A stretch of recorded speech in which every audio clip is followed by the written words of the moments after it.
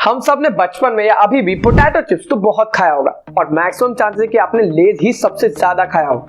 But अब ये scenario बिल्कुल बदल चुका है। इंडिया के बड़े बड़े स्टेट जैसे महाराष्ट्र, राजस्थान, गुजरात, गोवा में बालाजी वेफर्स के पास 70% से ज्यादा मार्केट शेयर है। और जिस तरह से बालाजी वेफर्स पूरे इंडिया में मार्केट कैप्चर कर रही है, पेप्सिको जैसी कंपनी इसके पसीने छूट रहे हैं। जिस कंपनी को चंदूभाई वीरानी ने 10,000 रुपए के इनिशियल कैपिटल से स्टार्ट किया था, उस कंपनी को खरीदने के लिए पेप्सिको जैसी जायंट कंपनी पागल है और उन्होंने 4,000 करोड़ का ऑफर तक दिया था चंदूभाई को, लेकिन उन्होंने रिजेक्ट कर दिया। फॉर रेफरेंस, बालाजी वेफर्स ने फाइनेंशियल ईयर 2020 में 2300 करोड़ से ज्यादा की रेवेन्यू जनरेट की। बालाजी वेफर्स हर साल 20% से ज्यादा ग्रो हो रही है। इनके पास 50+ प्रोडक्ट्स है, 5,000 से ज्यादा एम्प्लॉइज है, 4 ऑटोमेटेड फैक्ट्रीज है, 12 इंडियन स्टेट्स में फैले हुए हैं, 1200+ डिस्ट्रीब्यूटर्स है और 4.5 लाख से ज्यादा रिटेलर्स है। तो चलिए इस वीडियो में बालाजी वेफर्स के सक्सेस स्टोरी और बिजनेस स्ट्रेटजीज को डिटेल में समझते हैं। और हमेशा की तरह मैं आपको स्टडी मटेरियल भी प्रोवाइड करूंगा जिससे आप इस टॉपिक को और डिटेल में समझ सकते हैं। आपका टाइम इंपॉर्टेंट है, इसलिए मैंने टाइम स्टैम्प्स ऐड कर दिए हैं, लेकिन मैं रिकमेंड करूंगा आप इस वीडियो को पूरा जरूर देखिएगा। वीडियो में आगे बढ़ने से पहले ब्रिज शिक्षा को सब्सक्राइब करना मत भूलिएगा।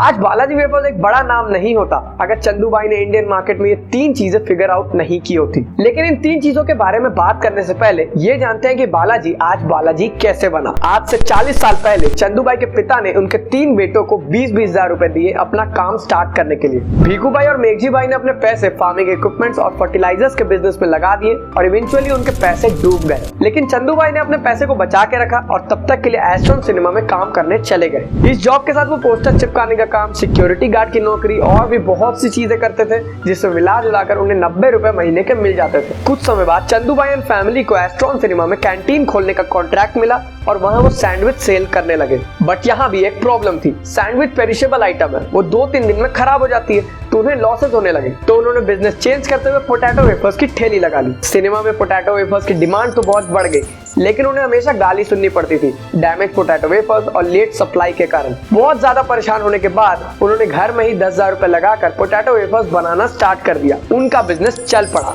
लेकिन प्रॉब्लम यहाँ पर भी थी। हैंडमेड चिप्स होने के कारण हर वक्त टेस्ट बदल जाती थी। इस चीज से बचने के लिए उन्होंने ऑटोमेटेड मशीन लगाने को डिसाइड किया और 1984 में चले गए यूरोप। लेकिन मशीन्स की प्राइस देखने के बाद उनके होश उड़ गए और वो वापस आ गए इंडिया। वापस इंडिया आकर उन्होंने दिमाग लगाते हुए उस मशीन के कुछ इंपॉर्टेंट पार्ट को 5,000 रुपए में खरीद लिया, प्रोडक्शन को एक्सपैंड किया और 1944 में ही बालाजी का नाम बालाजी पड़ा। लेकिन 1989 तक बालाजी कॉम्पीट कर रही थी अंकल चिप्स, बिनीज और सिम्बा जैसे ब्रांड से। बट 1989 के बाद पेप्सिको ने एंट्री किया इंडिया में और उनके स्केल और पैसे के पावर को अंडर एस्टिमेट नहीं किया जा सकता था। इसलिए चंदूभाई ने रिसर्च करने के बाद 3 चीजें फिगर आउट करी, जिसने बालाजी वेफर्स को बड़े बड़े ब्रांड्स पर एक एज प्रोवाइड किया। सबसे पहले चंदूभाई ने देखा कि इंडिया में जितने भी वेफर्स के ब्रांड्स हैं, वो ज्यादातर वेस्टर्न फ्लेवर्स प्रोवाइड करते हैं, जैसे पेप्सिको के American style cheese and onion, Spanish tomato, West Indies chilli और वगैरह वगैरह। अंकल चिप्स के पास सिर्फ 2 ही फ्लेवर्स थे और बाकी कोई ब्रांड इतनी बड़ी थी ही नहीं। लेकिन इंडिया में डाइवर्सिटी बहुत ज्यादा थी। यहाँ हर एक स्टेट के लोग अलग अलग टेस्ट पसंद करते थे,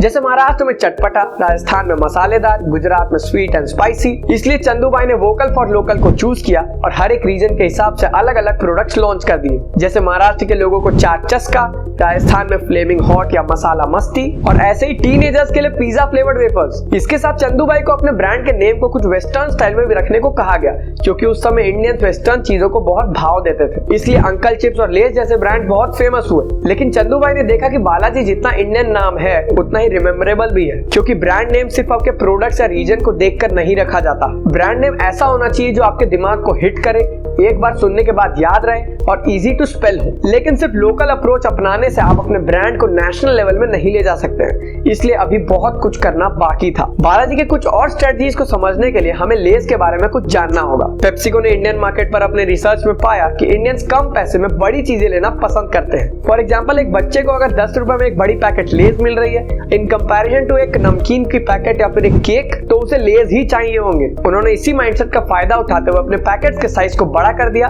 लेकिन उसमें चिप्स भरने के बजाय गैस भर दी। लोगों ने बड़ा पैकेट देखकर लेस को चूज तो किया, बट इवेंचुअली उसमें हवा पाकर निराश भी हो जाते थे। बट उनके पास कोई ऑप्शन नहीं थी, क्योंकि हर जगह लेस ही मिलती थी। पेप्सिको की डिस्ट्रीब्यूशन बहुत अच्छी थी। बस चंदूभाई ने लेस की इसी कमजोरी का फायदा उठाते हुए अपने पैकेट के साइज को बढ़ा दिया और उसमें ज्यादा चिप्स भर दिए। और साथ साथ अपने डिस्ट्रीब्यूशन को भी स्ट्रॉन्ग किया। फॉर कॉन्टेक्स्ट, एक 10 रुपए के लेज में 23 ग्राम्स होती है और वही बालाजी वेफर्स में 35 ग्राम्स, करीब 50% ज्यादा।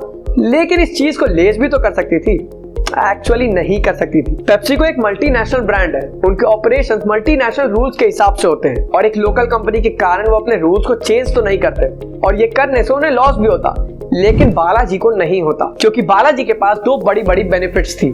पहली तो ये कि वो एक लोकल प्लेयर थे, उनके कॉस्ट ज्यादा नहीं थे। जहां पेप्सिको जैसी कंपनीज में हर एक लेवल में मैनेजर्स होते हैं, रीजनल हेड्स होते हैं, पूरी कंपनी को मैनेजर्स ही हैंडल करते हैं। वहीं बालाजी के हेड खुद चंदू भाई थे और बाकी डिपार्टमेंट्स को उनके फैमिली मेंबर्स ही संभालते थे। एक सेल्स देख रहा है, एक परचेज देख रहा है, एक पैकेजिंग देख रहा है, एक अलग अलग फैक्ट्रीज को देख रहा है। और फिर प्रोफेशनल मैनेजर्स को हायर करने के बजाय चंदू भाई ने नए लोगों को अपने अंदर रख के ट्रेन किया, उन्हें काबिल बनाया, जिसके कारण कंपैरेटिवली कम सैलरी में बेटर काम होता था और वो लोग उन्हें छोड़कर भी नहीं जाते थे। बेसिकली ये सब इसलिए भी पॉसिबल हुआ क्योंकि चंदू भाई के पैर हमेशा जमीन पर ही रहे। बालाजी ने हैवी एडवर्टाइजमेंट पर इन्वेस्ट नहीं करते हुए मैन्युफैक्चरिंग में इन्वेस्ट किया, ज्यादा से ज्यादा ऑटोमेटेड मशीन्स लगाई। टेक्नोलॉजी को यूज करके उन्होंने अपने डिमांड को एनालाइज किया और अपने मैन्युफैक्चरिंग कॉस्ट को भी कम किया। उनका सीधा सीधी एक ही फंडा था, माउथ पब्लिसिटी। चंदू भाई का कहना था कि हम अच्छे और टेस्टी प्रोडक्ट्स बनाएंगे, डिस्ट्रीब्यूटर से अच्छे रिलेशंस रखेंगे तो कस्टमर तक प्रोडक्ट जरूर पहुंचेगा और कस्टमर को अगर प्रोडक्ट पसंद आएगा तो प्रोडक्ट की एडवर्टाइजमेंट खुद ब खुद करेंगे। लेकिन पेप्सी को बड़े बड़े बॉलीवुड स्टार्स को ही साइन करती रही, जिससे उनका कॉस्ट ज्यादा आ रहा था। इन सारे ट्रेडिशनल मेथड्स के कारण बालाजी ने महीने के लाखों रुपए बचाए। चंदू भाई का मेन टारगेट अपने कंज्यूमर्स को खुश करना है, इसलिए उन्होंने पूरे इंडिया में एक साथ अपने मार्केट को बढ़ाने के बजाय स्टेट बाय स्टेट अपने मार्केट को बढ़ाया, starting from Gujarat to 12 states today.